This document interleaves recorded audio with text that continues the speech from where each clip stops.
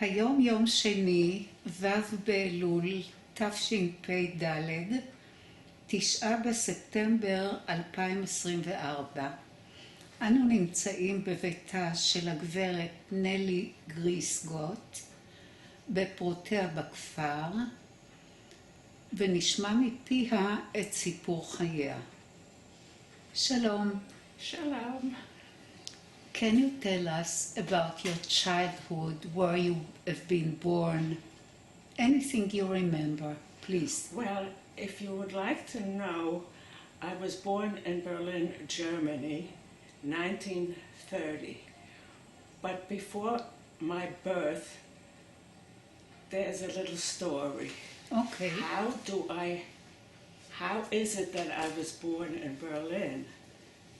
It seems, according to what I was told, my mother came from a very impoverished family, and they were 9 children. My grandmother they were one of 9. My mother was number 4, and she was already 22 and could not get married because she didn't have a dowry. Her sister married her older sister when she was 18, and the only way she could get a husband, she didn't have a nothing, she married a widower with 4 children. And it was just, my mother had no chances or anything. She would want to get married, not to a widower anyway.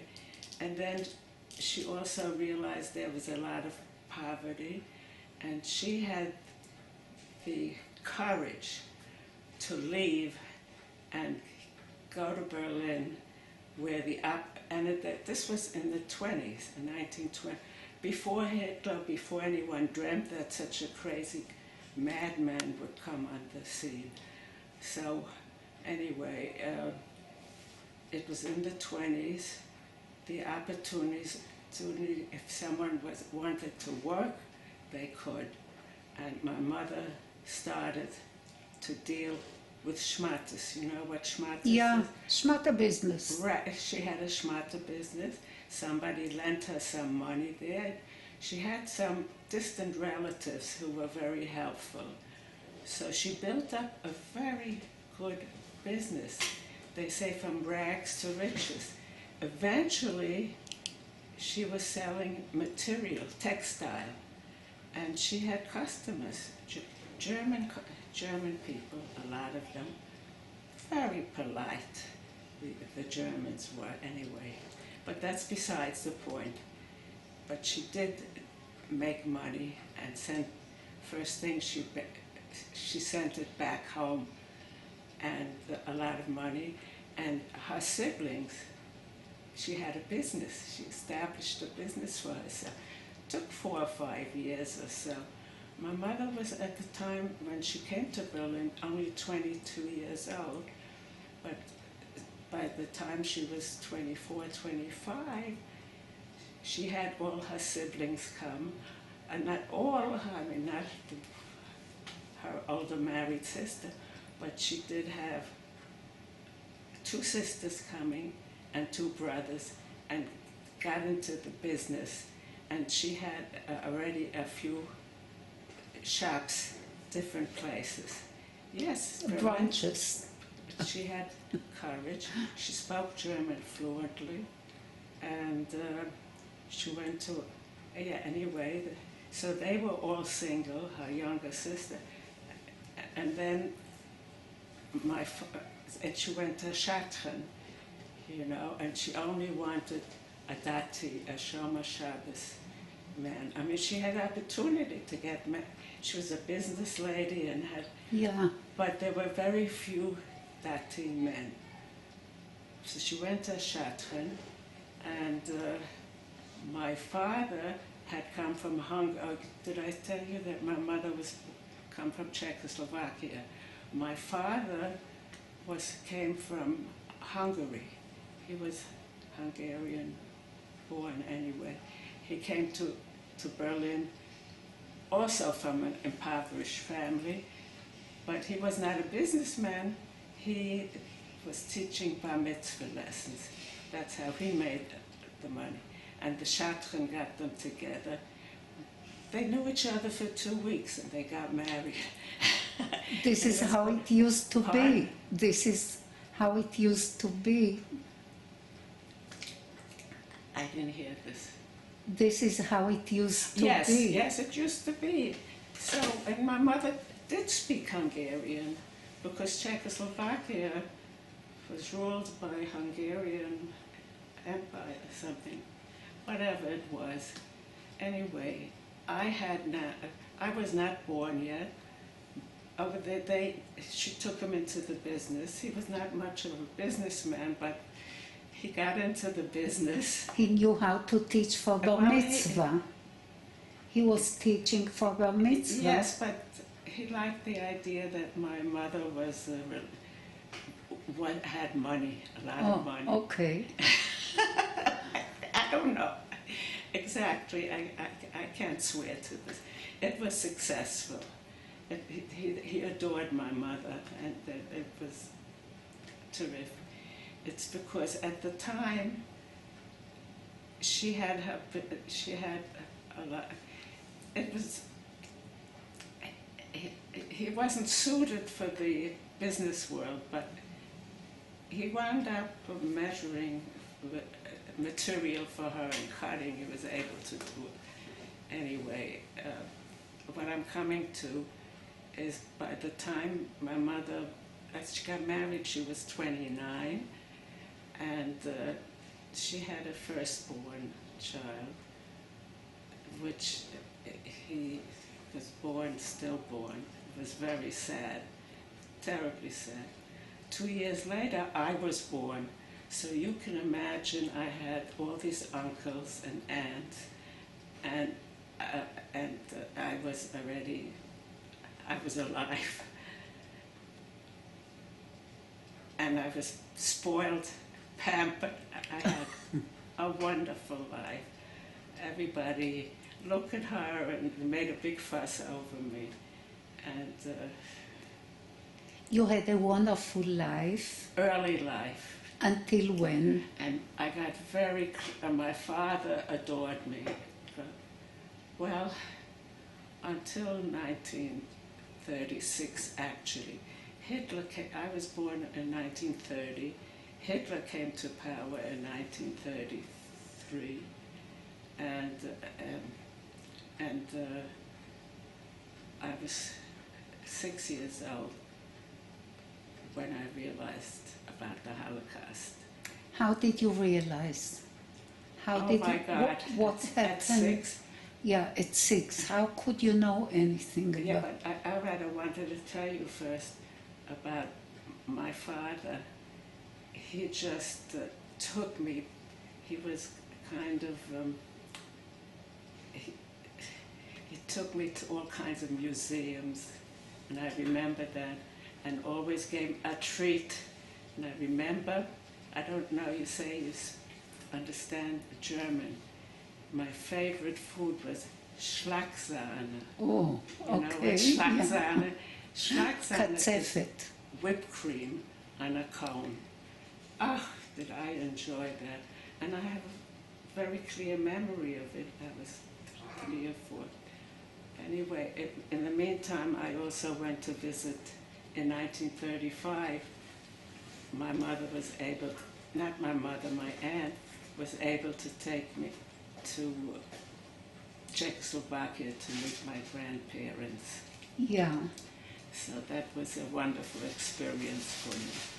You met your grandmother and grandfather For the first time. for the first time? When I was 5 years old. They had already many grandchildren by that time from my mother's older sister, who were my cousins. Yeah. And they were wonderful.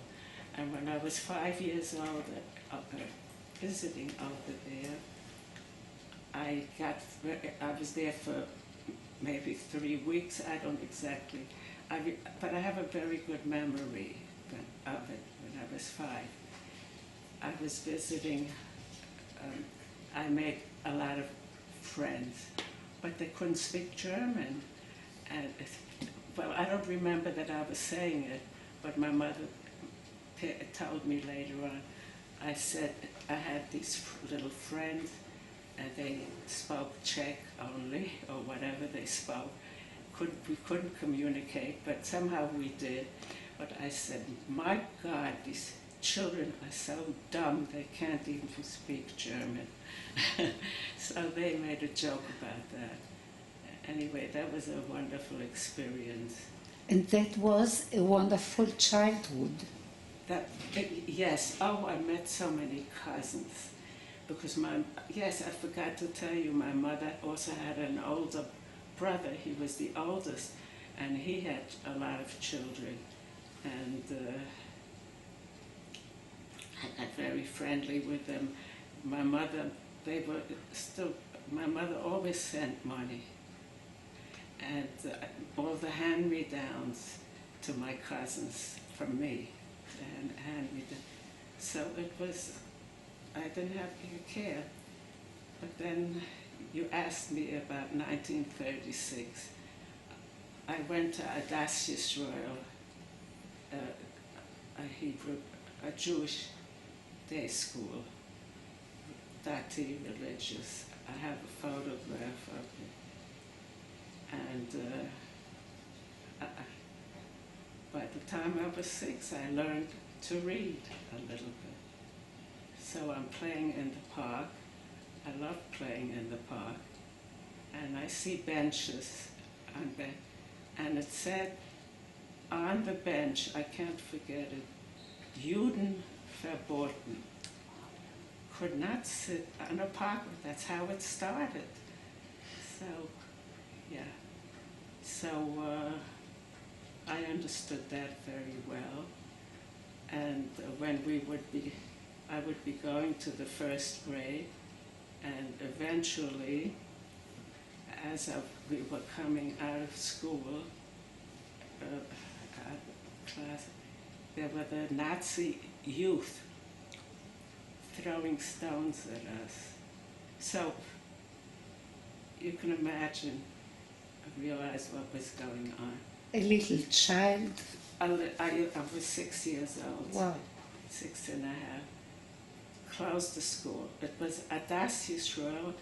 It was at the time on Artilleriestraße. I mean, yeah. So that was, I did not have much of an education until I came to America. And I came to America when I was 10, and that's when I first went to school. What happened between 1936 and 1940? Yeah, that was a trauma. My father left for America. So in order to get us affidavits, so Hitler allowed all the Jews to leave, you can go, but other countries wouldn't let us in. Yeah. So my father had a brother and sister who had come in the 20s to America. Yeah, maybe I could stop a little bit. Okay. What was I saying? My father left for America. Your father left for America. Did I say that before? Yeah. He had He had a brother and sister living there since in the 20s. So they knew when he came, he right away was looking for a sponsor so that my mother and he came on a visitor. So he was looking for a sponsor so that my mother, who was already registered to come to America, but she needed a sponsor to be able to get, and the quota was kind of moving because she was born in Czechoslovakia. Yeah. The quota. So he was looking for a sponsor, and he got somebody very wealthy to, it's called an affidavit. Yeah. And he had a very good affidavit. And then he started, and he knew that my mother and I were in danger, and he worried about us. And he was a year in America, enjoying the freedom, and his brother was well-to-do also, so he got money for him to live there. It was a year. And then the year was up. He only had a year. It expired. But there were a lot of opportunities for him to remain in America. He could have gone to Canada and other places. He didn't have to go back to Europe. But he was so worried about my mother and me, and he used to praise us to the skies. He used to say, the wife that I had and the daughter, it doesn't exist. Es existiert nicht. Nowhere. So, and he just yearned for, and he went back, he came back, but he didn't go back to Berlin, went back to Belgium. Belgium was at the time neutral, and he planned we would come to Belgium, stay with him, and wait for the visa, the quota. So, came back to Belgium, and my mother had written to him also, do not come back under any circumstances, stay there. But he didn't listen. He didn't get the letter or something like that. See, I don't know the exact details. I was only a child, but Yeah. it's all everything from hearsay. But we did, from Berlin, we did travel to Belgium. And I was already, by that time, 9 years old. And we did... And you did meet your father there? For a week. For a week. But it wasn't like my father anymore. He knew he made a mistake, and he was depressed because the council had told him there's no way that the quota is closed.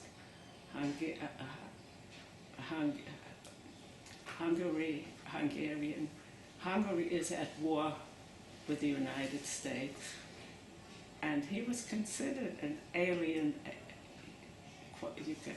But your wife and child have a chance to go, if they go back to Berlin, so we did go back to Berlin, and wait for the quota, and then when my mother and me, this was the plan, when my mother will be in America, she can get my father to come and join her.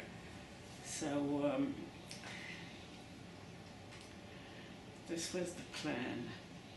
And when I saw my father at the time, he got the news, he was depressed and very, I have a letter also that I could show you what he writes about being called to the consul and about his chances to get back to America.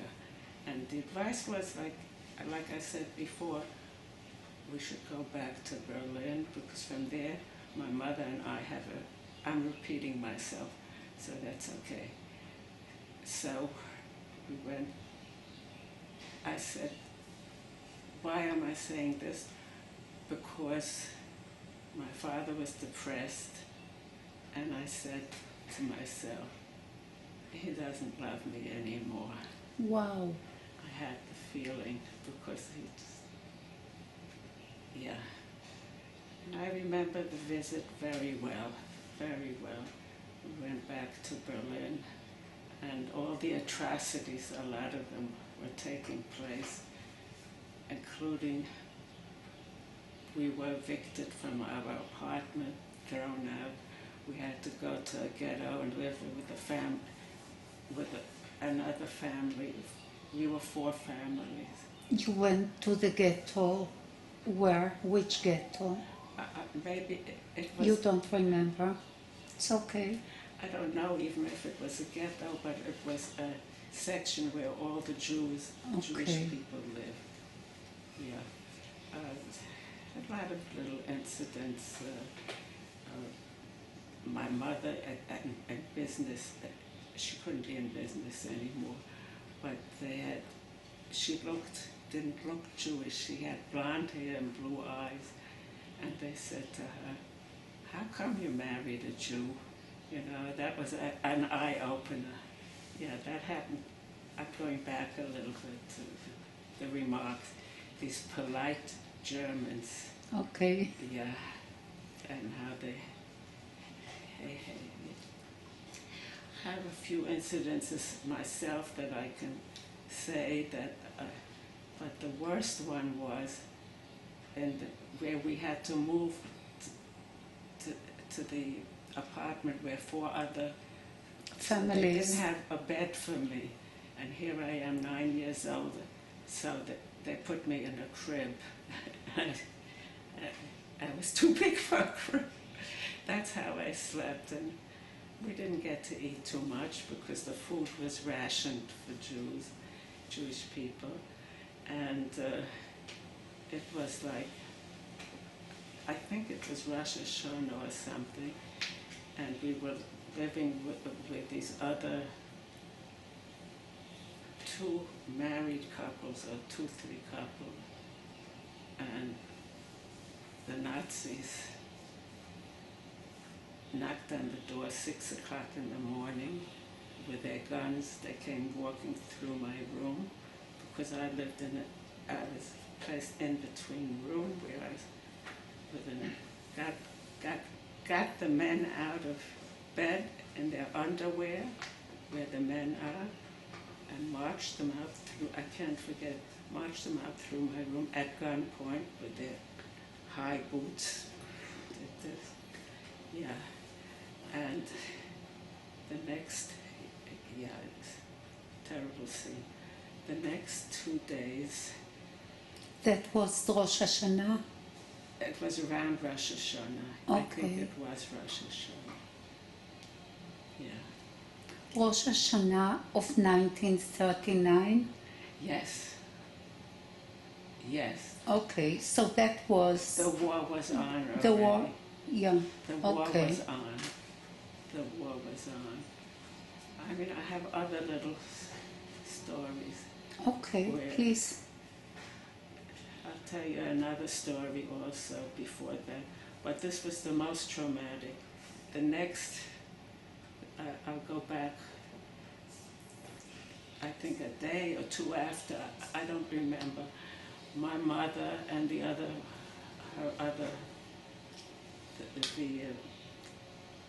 women whose husbands were taken, they had gotten letters with ashes inside of their husbands.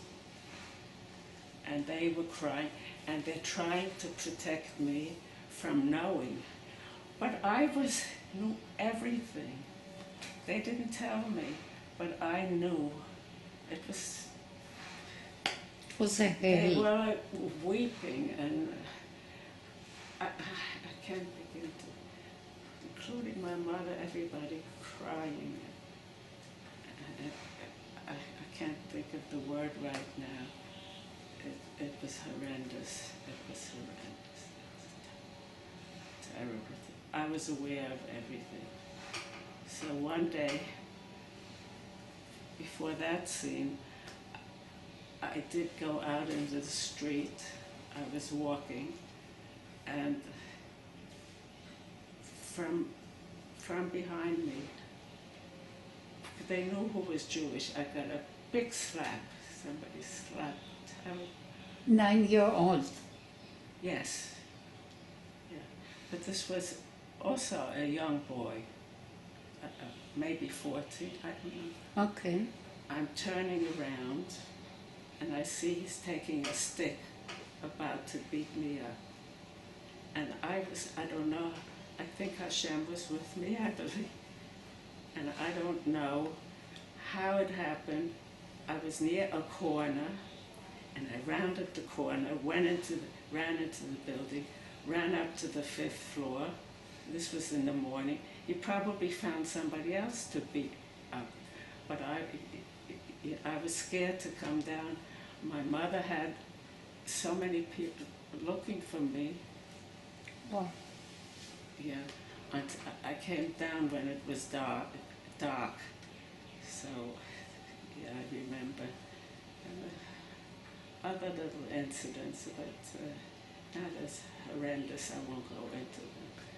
But meantime, this was the big miracle. It was already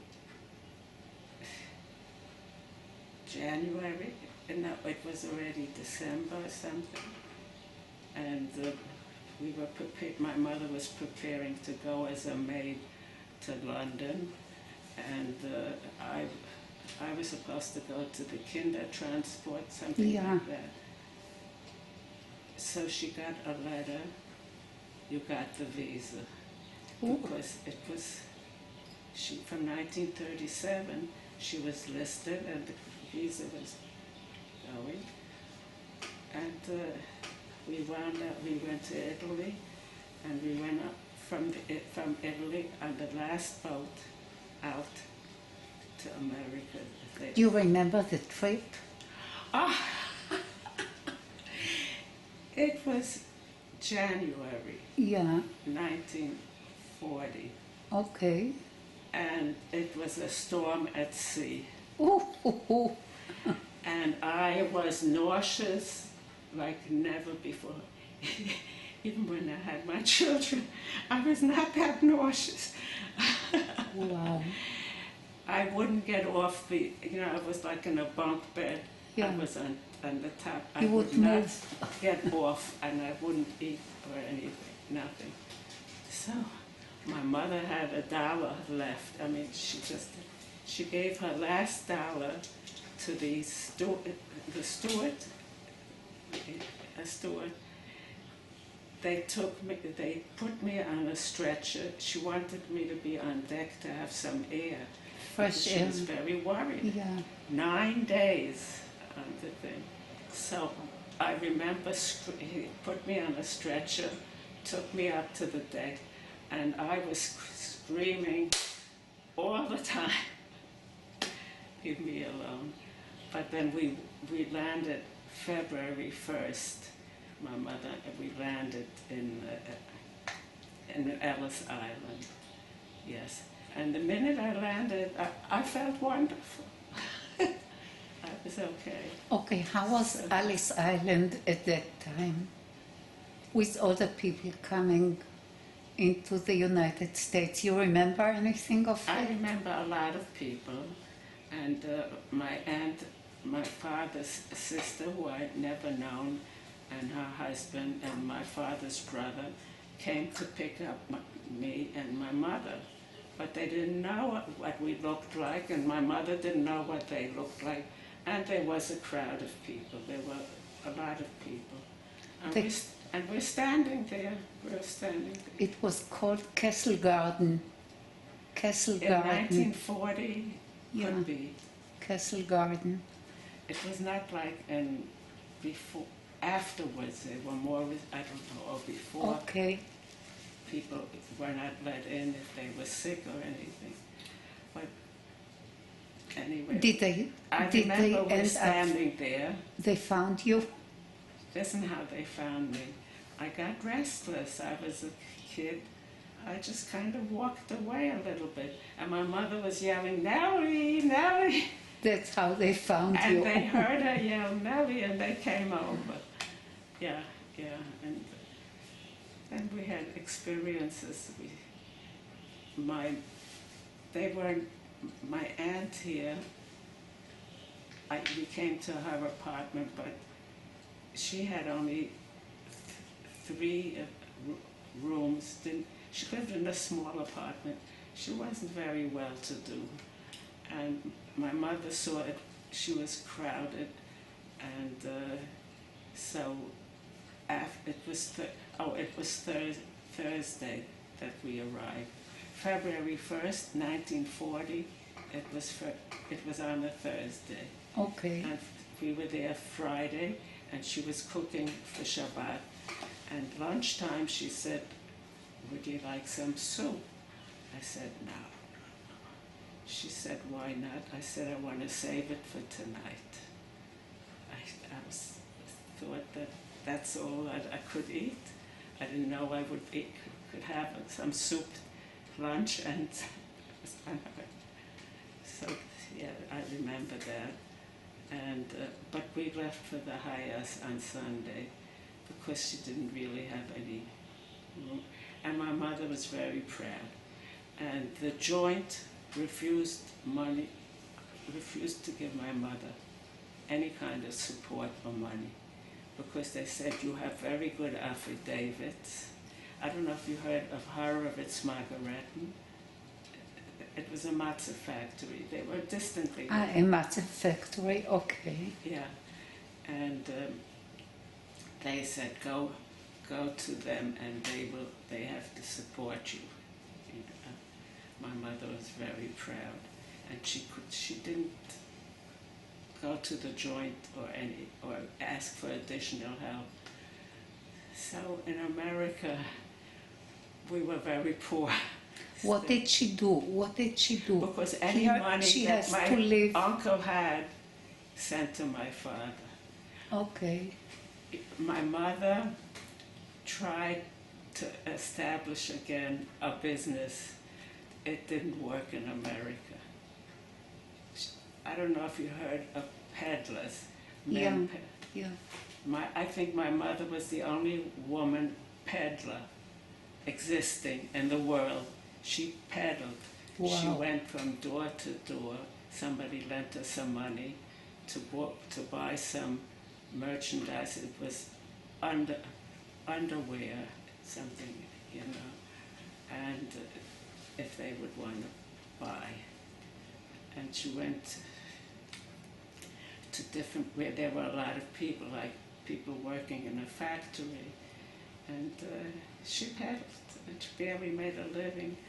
And 6 years,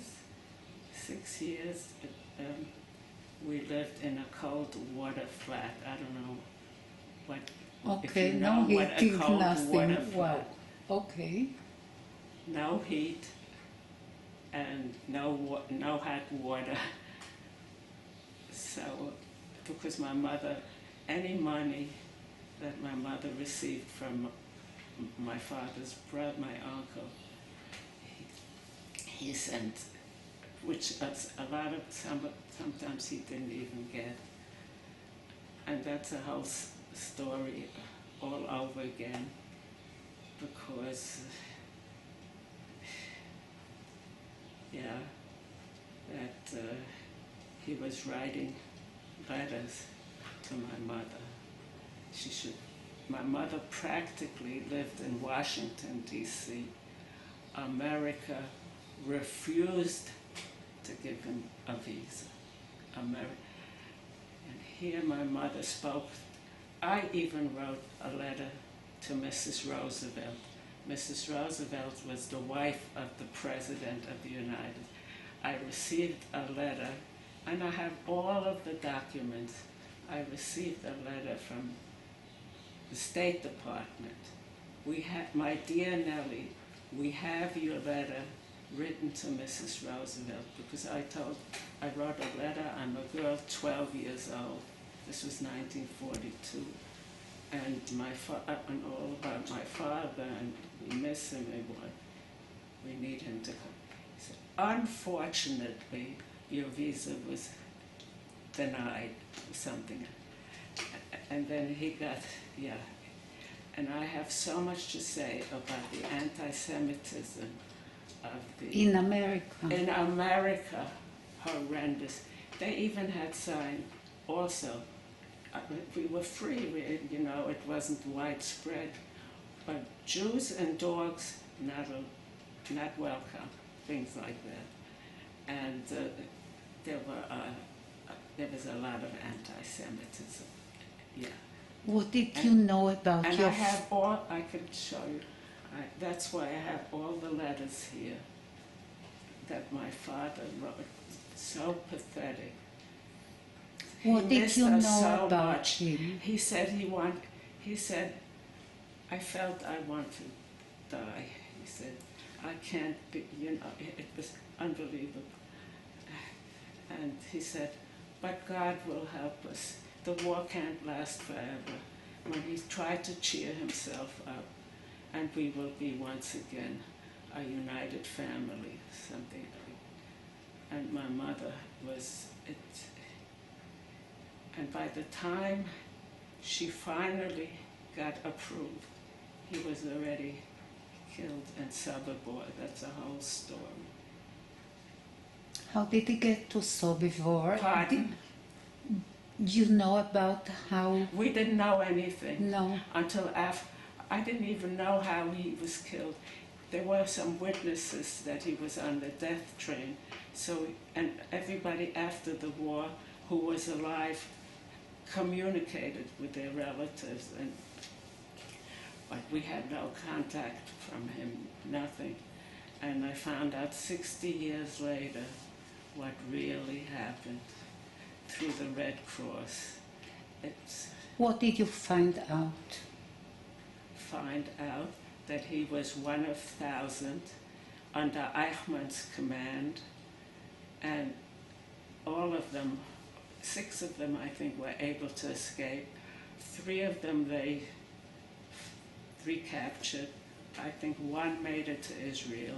There were it was a convoy of 1,000, over 1,000 people, men, women, were taken to the, first they went from France, he wound up in Marseille, France. After Marseille, he went to Drancy, and from Drancy, they took to the death camp, Sobibor,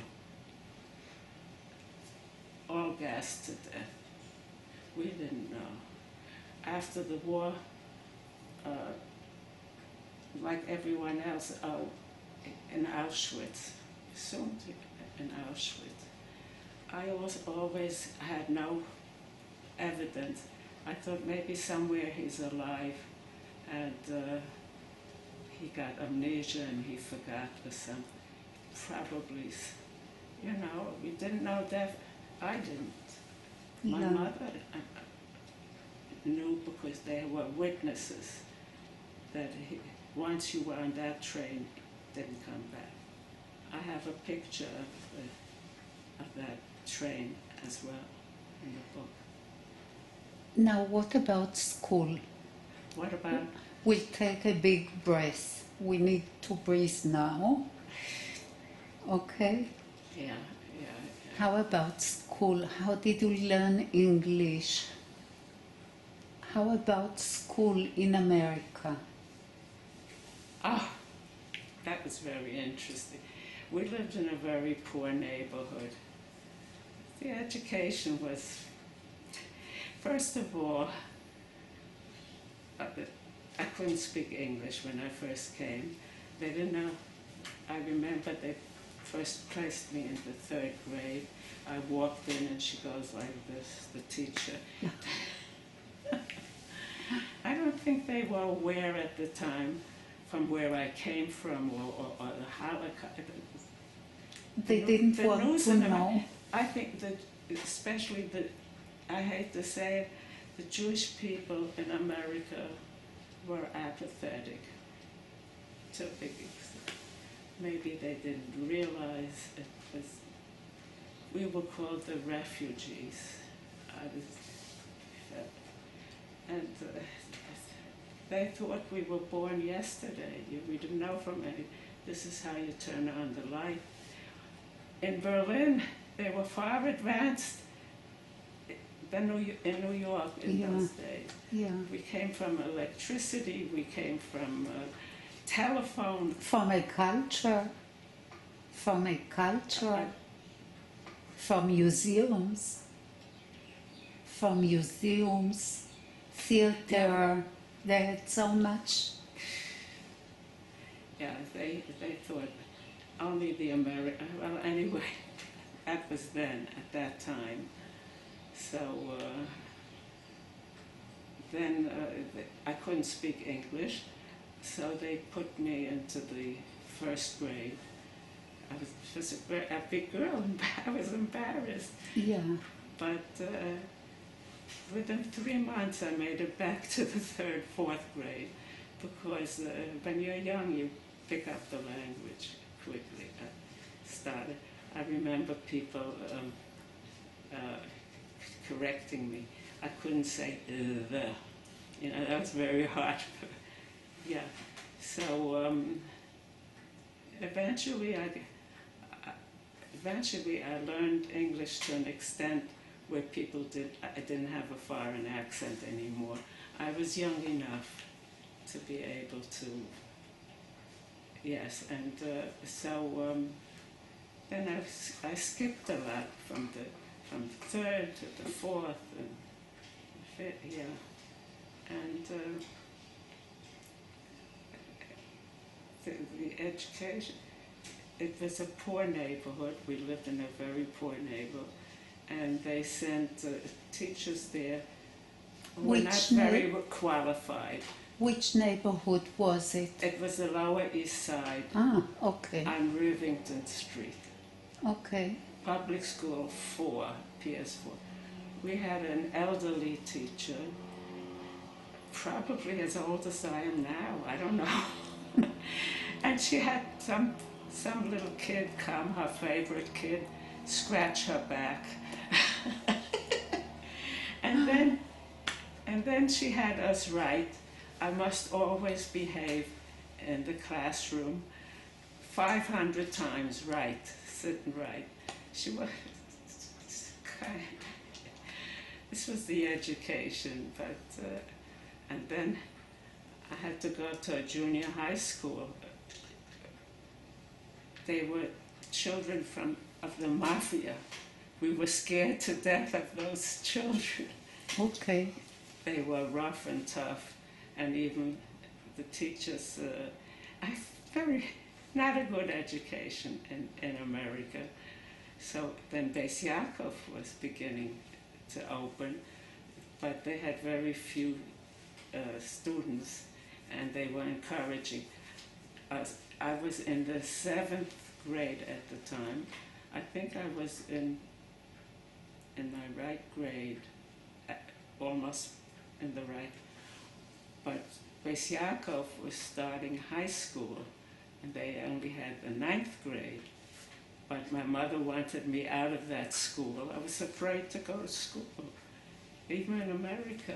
So she sent you to 9th grade? From 7th to 9th. Okay. And those teachers also were tired because they were public school teachers, but they came in the afternoon as a second job, you know, so,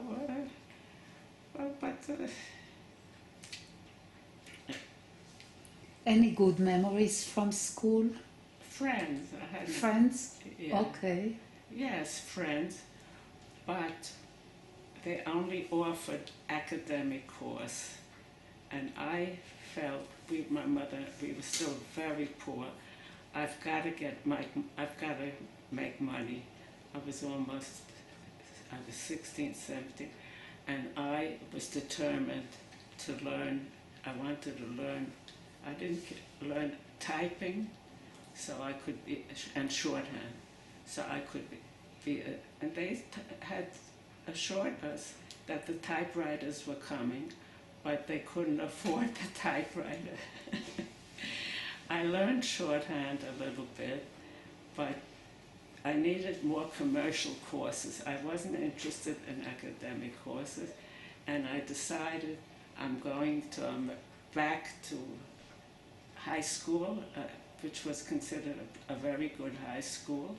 It was Seward Park High School on the Lower East Side, and they were offering commercial courses.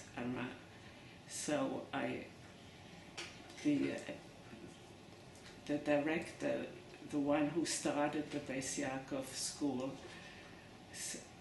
called found out that I'm going to quit, and I had a friend, she was going to follow me, and we were both quitting, and we were determined, and she called us in for a meeting, and she was very formidable, the Rebbetzin Kaplan. She was she was wonderful. She was the beginning of the founder of Beis Yaakov. Yeah. Very famous, and she was just, when she spoke to you, it was as if you're the only one that mattered. We all had very great respect for her, but she called me and my friend in for the meeting. She heard that I'm about to quit. She said, I feel I'm responsible for Beis Yaakov existing. Because she said, if you go, if you leave Beis Yaakov, it will crumble. Because there were about only 10 girls from out of town attending. She started it in America, in Williamsburg. And everybody else will leave. And when we came in, I was convinced I'm leaving. By the time an hour went by, we stayed. You stayed? She convinced us because she said, you're a pioneer, and she made us feel guilty if we quit. And what about the... We were the first graduating class. Yeah. 1940. I was 17. Supposed to graduate at 18. I was already 17 because I had skipped. Yeah. So, what about? I never learned how to type. Oh yeah, I bought myself a typewriter. Okay. But I didn't become a secretary. Yeah, there are a lot of other stories. What did you become?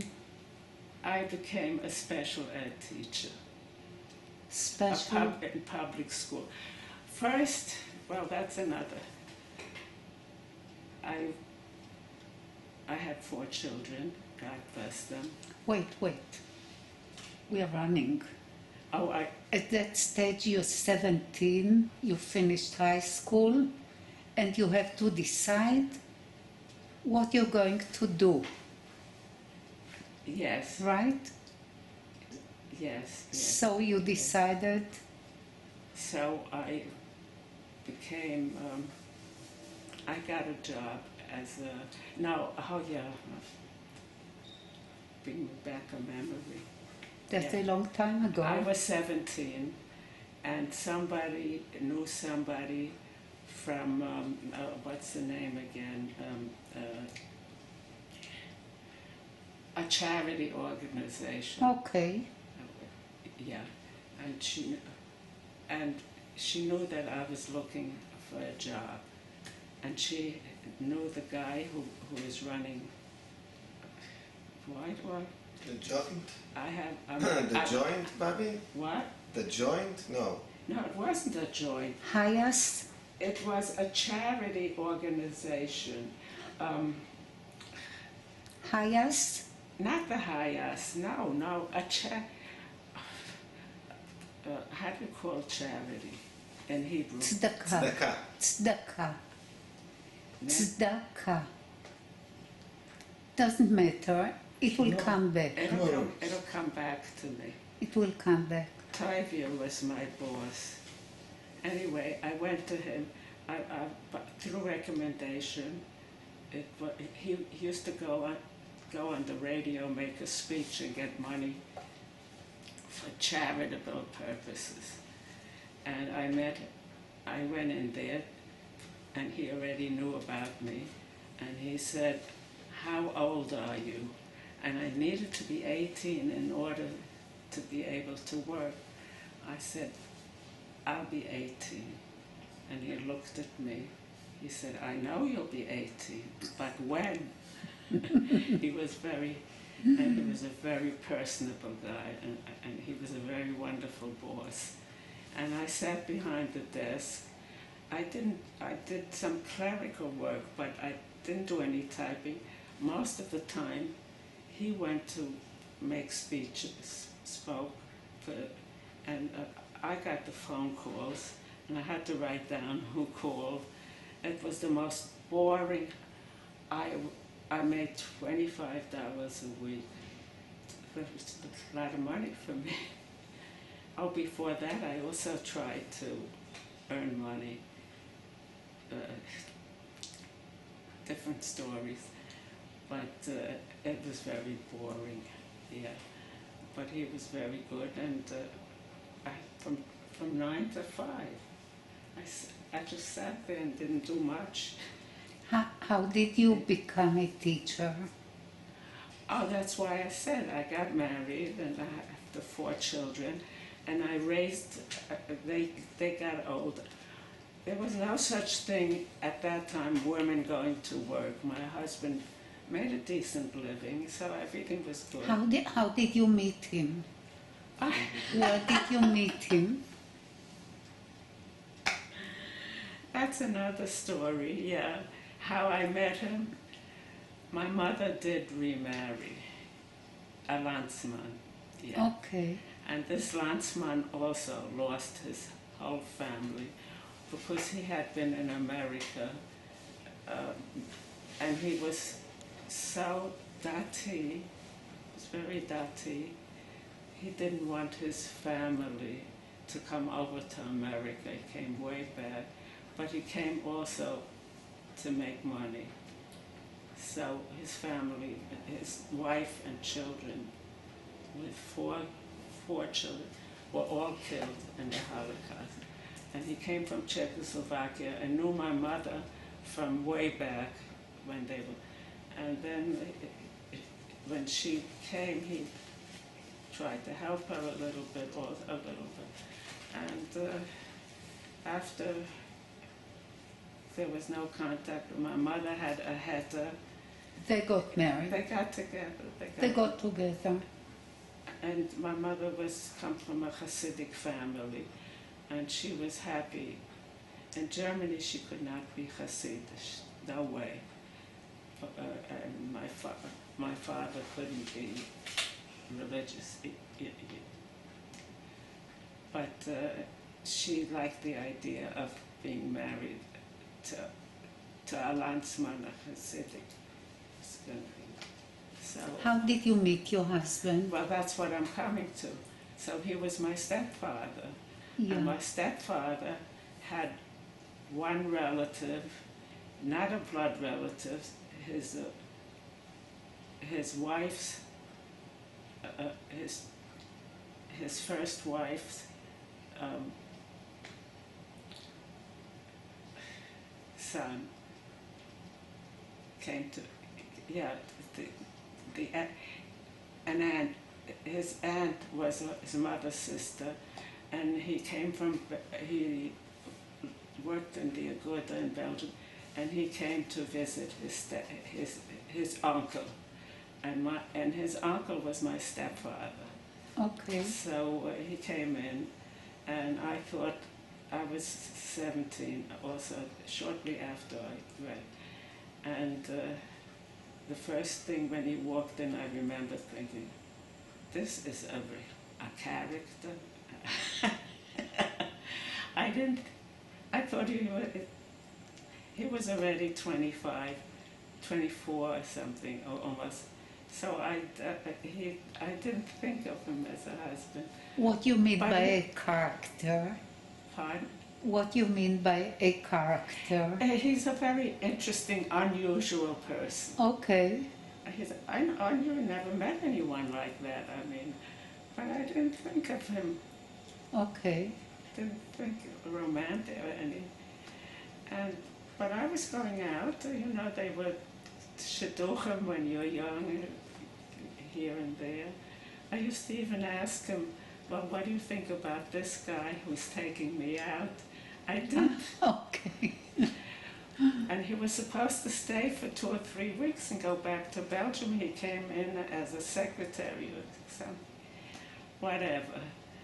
But I realized And every day it was, I don't know, it was, there's a story to it too, but I won't go into it. But we had, He was staying for you, right?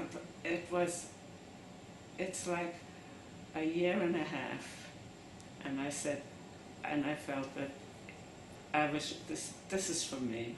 Okay. He was a very special human being. I even have a plaque up here, what a person he was. And he was the only survivor in his family. 5 children, and it's unbelievable.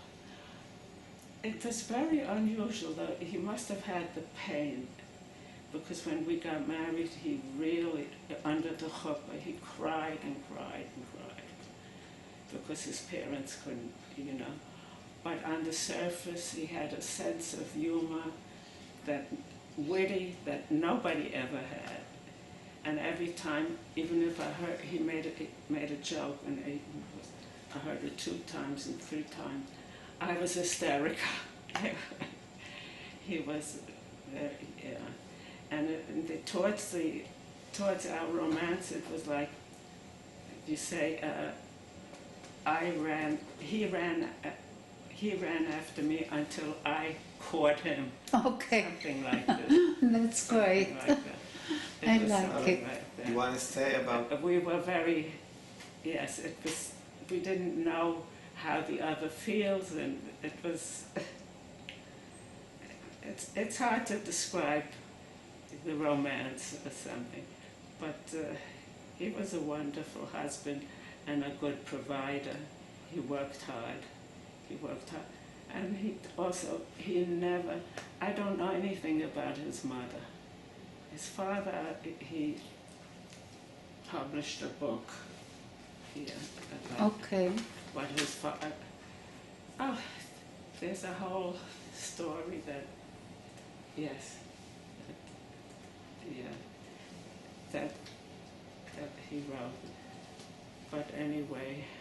Maybe you want to say when he proposed?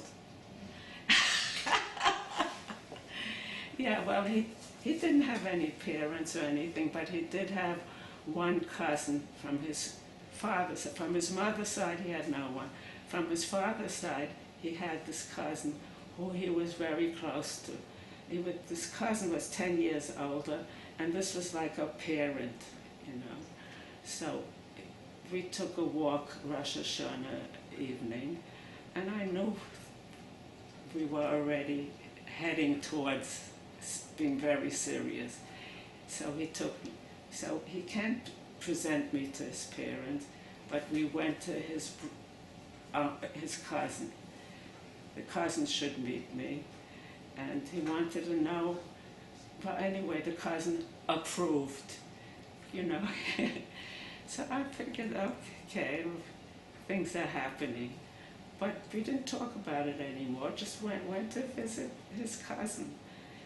And it seems he liked me, a cousin or something like that. Anyway, then came Yom Kippur, and I'm getting ready for laning. And yes, but by the way, I said that my husband, when he came to his uncle, he stayed in my mother's apartment, but I had an aunt, and she lived upstairs, and I moved there To so your that aunt. he could be. Okay. Yeah, didn't tell you. There's a lot of things I left out. You can't. You cannot tell A everything. long story to make Yeah. it short. Yeah. But anyway, Yom Kippur, I'm getting ready to go for laning or something. And there was a pause, and he walks in, and I'm just about getting ready to go, and he started, and he proposed, and he said he's going to take care of me. He made all kinds of things, said all kind of nice things. And he thought I would say maybe I have to think about it. Yes, and he had no idea. the first thing, and it was Yom Kippur morning, first thing I said, when are we going to tell my mother? Ah, That I that's didn't great. say yes, no. I was, when This are we is going to tell great. my mother? I was so excited. He said, you know what? Keep it for a secret a while. And I went to shul and I was sitting in between my mother and my aunt, my aunt who was married to my mother's brother. She was not, how do you call it, a blood relative. Yeah. But I was very close to her. She had no children, so that was like I had another set of parents. So I was sitting between them, keep it a secret, and I wanted. I was so anxious to talk about it, but he said keep it a secret. So after Yom Kippur, after it's all over, my mother and my aunt are talking and excited. He had told everybody. He could not keep the secret. Okay. And he told me to keep it a secret. Okay. So I didn't even have to tell my mother. Everybody else told my mother. That's a good story. It was very cute. Yeah, that's Why Yom Kippur? why Yom Kippur. Because that's when girls go out to find chasans, or chasans take the girls. No, you told me because no one will believe if you won't be on Yom Kippur. No? This is the only day people will believe. That's true.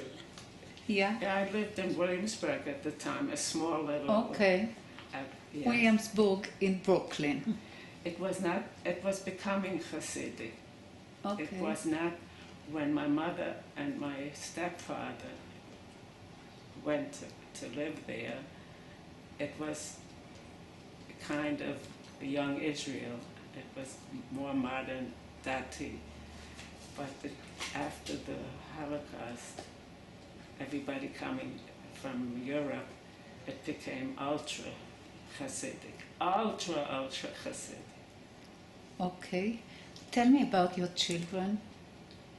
Oh, so you were asking about my education.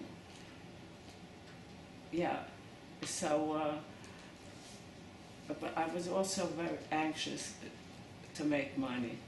And my husband was working for the Aguda, and before I had children, yeah, I was 18 at the time, 18 years old. I worked for Mizrahi.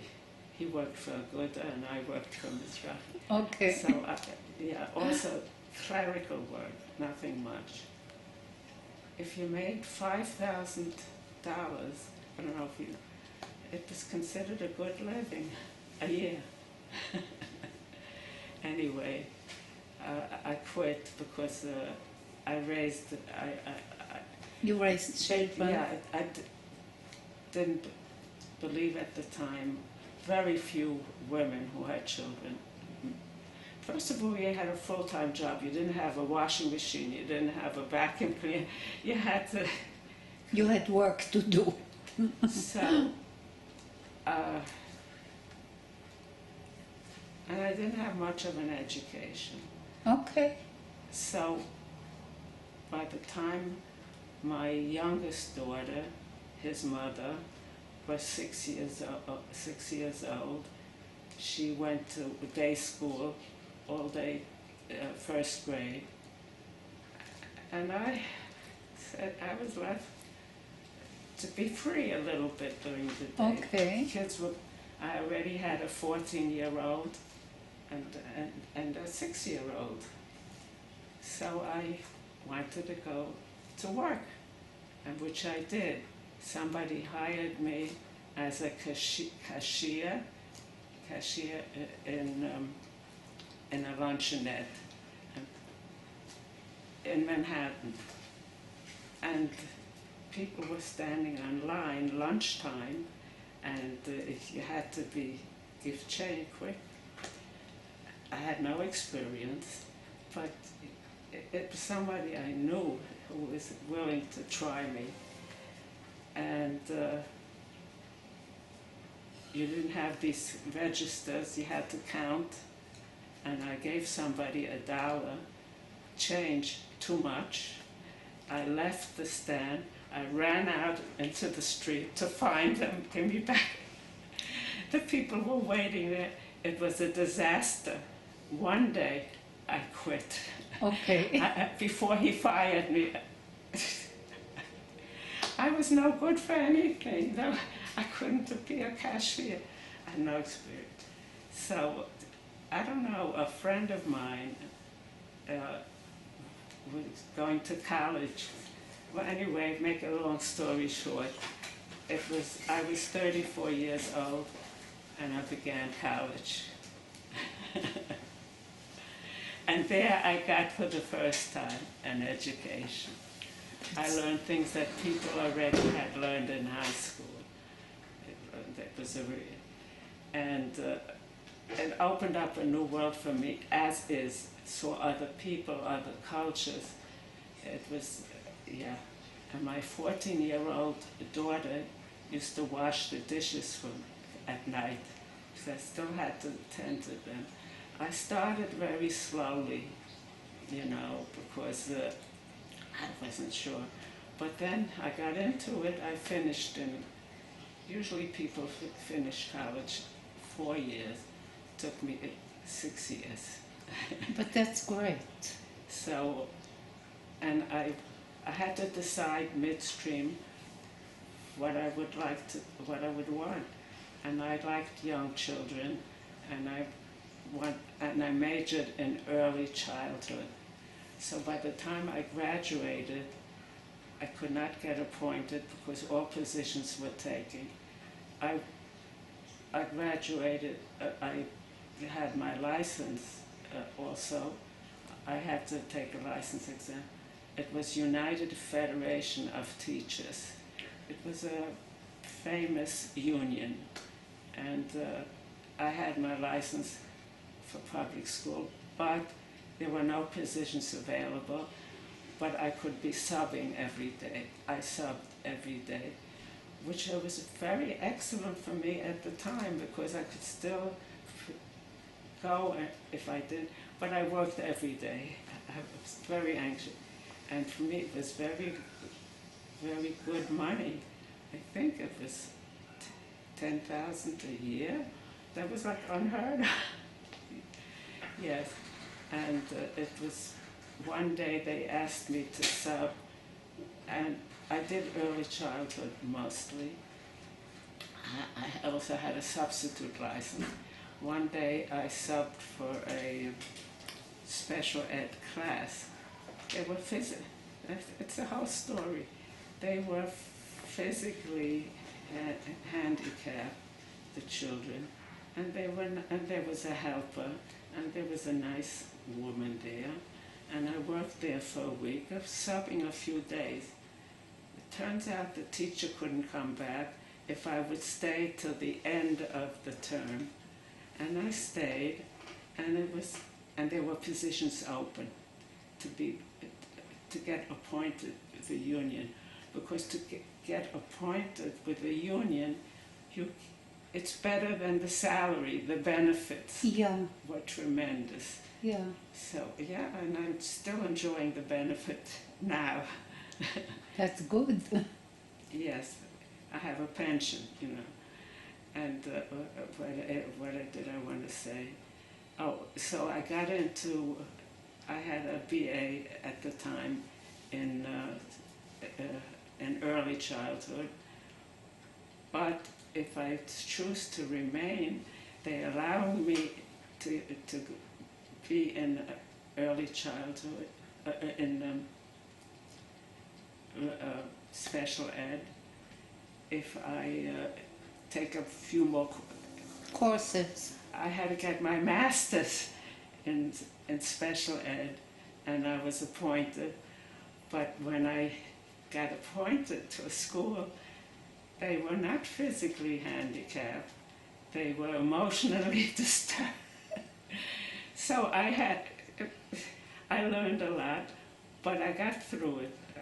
That's also a story that I could write about, episodes and stuff like that. I got through it anyway, and got my master's, and then after I did the classroom for quite, I think, 20 years, they were offering, the Board of Education didn't want to pay, I was already on top salary. The top salary was $10,000, yes. Anyway, I was on top salary, and they offered everyone on the top salary early retirement. And it was a mass exodus. We all, because they were giving us 3 years extra experience. So why not? So the new teachers, they go at the bottom. And I retired. And guess what? I was the only Orthodox teacher that had a state certified. I got my master's in special ed, and I was state certified from the state. And they needed one-on-one. So I did a lot of special ed. After I retired, did a little subbing still, which was good. I always wanted to make money. I needed to make money. I had such poor beginnings in America, so it was a fabulous salary. They offered me one-on-one special, so that I started sometimes with learning disabled children, and by the time I got through with the term, I taught them how to read, things like it. It was very rewarding. So it's not only rewarding, I admire your ability to do this whole thing together. I think my mother's influence, my mother was a very special person. She must have been so proud of you. She didn't show it. She didn't want me to be. Yes, she was. I'm sure but she I know was. She was. But she was still my mother, and I looked. When did you decide to make Aliyah? Oh,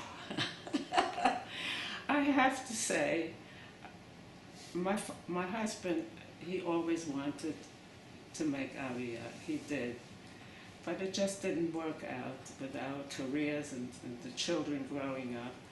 And he got sick, unfortunately, very young in his life. That was a difficult hour. But my daughter, his mother, when she got married, she married an Israeli, half American, here, and came to live here in Israel. So I used to always come visit, we used to come visit my husband, and he bought a plot for us here in Har Menuchot. Now you can't get in. No. It was very reasonable. I think he paid $500 some way. He figured he wanted to be buried but he never made it to live in Israel. And I figured that when my husband passed away, according to his will, we brought him here, and we had a levaya and everything. And I'm next to him. There's a plot next to me. But I had my 3 other children in America, and I was already retired. Yeah, I had a very good, after I finished with the one-on-one and I had to retire and my husband was sick, he passed away, I belonged to a senior citizen center, did exercise, I had friends, I had a life in America. It was good. And my oldest daughter lived within walking distance from my house, and I spent Shabbat there, and I had a life. But I was going to be 90, and I decided, can't live in, we had a big house, and it was all, at one time I used to rent my basement, but it was breaking down just like me. The house was like me in the house, and it was impossible to. I said, it's just, I think I'm going to go. I had already tried a senior citizens home, but it was called Hebrew Home for the Aged, and I should shorten. I shouldn't go on. It's okay. It was a Hebrew Home for the Aged, and 2 years before, I said, this is not for me, it's like an institution. But then when I was 90, I decided I'll go. Met the people, it was very nice, and it was going to be okay. I didn't really want to, and my daughter said, Shabbat, they'll come visit me. Well, anyway, make a long story short, I was already ready to move in when COVID came along. Ooh. And Dina, his mother, was telephoning me, you have to come to Israel. It took me 5, I didn't decide, you got to make out. She said, people in America are dying, they're dying. I didn't even know, because I was about to move in. But when I was all ready to move into this home, the timing, I said, the COVID already had begun. I didn't even know. She said, I had my furniture ready, everything.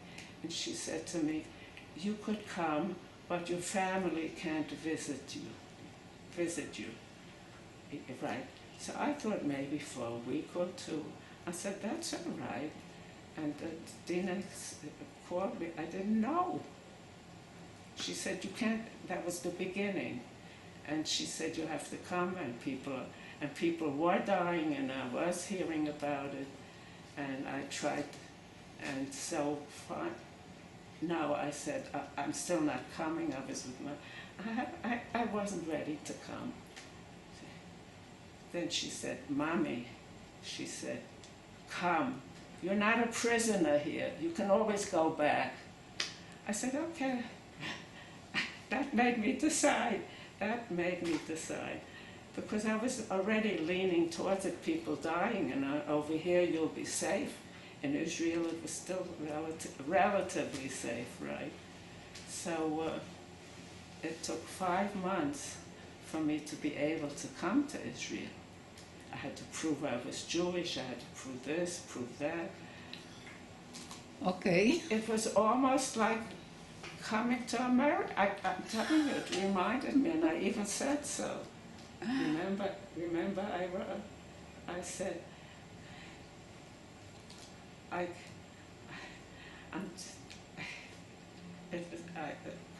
finally, his brother, he has a brother who works in who does it? The Sochnut. He works with some kind of some kind who has influence.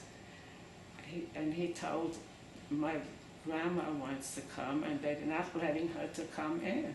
And we had anyway, he said, okay, this way, that way. Oh, I had to take my fingerprints, and they didn't, and the fingerprints didn't come out. I didn't have any. I could go rob a bank, and I didn't have. That's what I done. All kinds of mishigas. He said, everything is waived, she can come. I had 2 weeks to prepare to come to Israel. It was in the middle of the summer. It was like August 20th, last month. So I took all my summer clothes. I had nothing, no sweaters, just had 2 weeks. I didn't even know what to pack.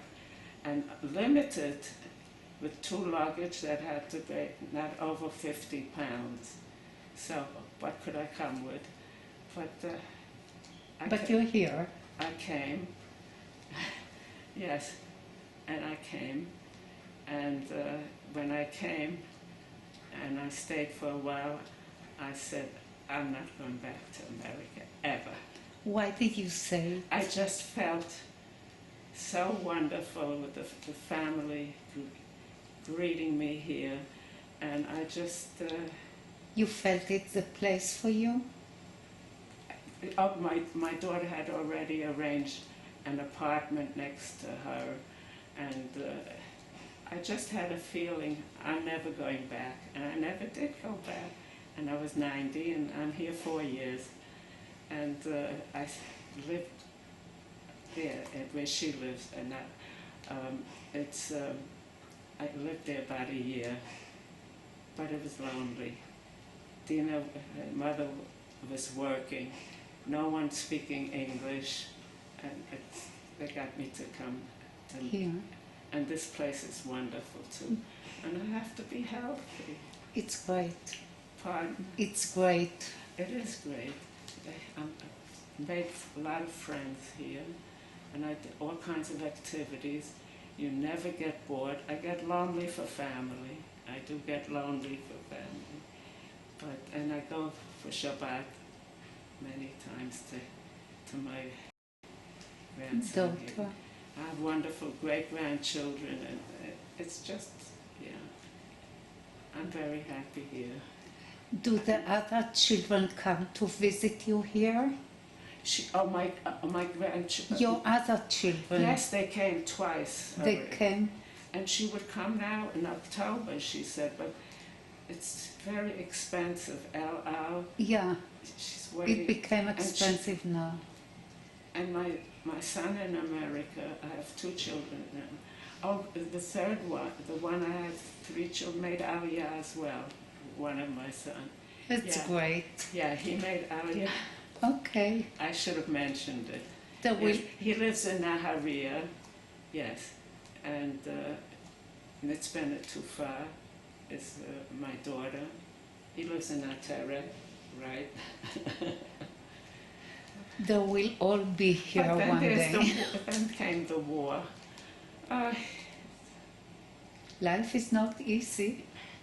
No, No. it's horrendous. But we go on. Try not to read. I read the headlines, but nothing. No. I would like to say something. Listening to your story made me more optimistic. Or what? Made me more optimistic. Oh, I'm very optimistic by nature. Okay, but it They call me helped wishful thinker. It helped me to become optimistic because going such a long way as you did from your happy childhood to all the tough life, tough things that you've been through really makes you believe that things are possible. I really appreciate your comment. It's You made my day. It's unbelievable. I feel that my parents and my husband are talking to God and sending me messages because I feel my life has been a miracle. They're blessing you. A real miracle. All the grandchildren, the children, the great. Who would have thought after the war it was just me and my mother, and then it was just me and my husband, and I have the Leah and Hara now, many great-grandchildren. Each child, I had 4 children, but they have children, Baruch and then Hashem. they have, and it's like popcorn, and I'm waiting for the next one. Neder. And it goes, and That's great. Hashem, and I have to look. I just want to be healthy. That's very important. Yeah, Mendel and me want to thank you very much for Thank telling your story, and we wish you to be healthy. This is Amen. what you You wish. too, all the best. Thank you. Health is very important. Don't take it for granted. נכון, בריאות is health ושמחה. בריאות. It's a pleasure. It's a pleasure בריאות meeting you ושמחה. and being able to speak. I didn't think I would be able to, but And enjoy your family. because I have nachas, unbelievable. It's Thank really, God. So I shouldn't brag. I don't like. But you told me to tell my story, so I'm doing it, and I feel that way. Is there anything you would like to tell your grandchildren? Don't take life for granted. Enjoy. It's later than you think. Time goes by as quickly as a wink. Enjoy yourself. Don't take anything for granted. Be thankful. They say youth is wasted on the young. It should not be wasted. No way.